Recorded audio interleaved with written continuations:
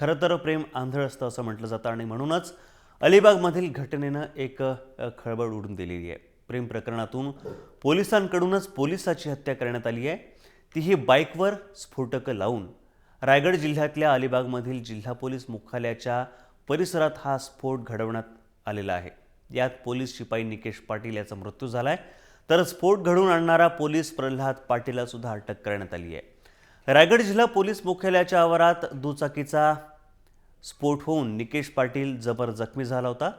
त्यानंतर त्याला उपचारासाठी तातडीनं मुंबईला हलवण्यात आलं, पण उपचार सुरू असतानाच त्याचा मृत्यू झालाय। पोलीस मुख्यालयाच्या आवारात उभी असलेली मोटारसायकल निकेश सुरू करत असताना हा स्फोट झाला।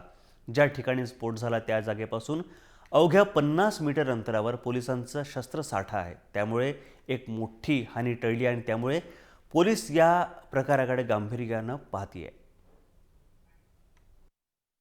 घटनेमध्ये आम्ही गुन्हा दाखल करून त्याचे तपास सुरू केले आणि तपासादरम्यान असं दिसून आलं की या मोटरसायकलवर काही विस्फोटकसारखा जे साहित्य लावून ह्या घटनेला जे अंजाम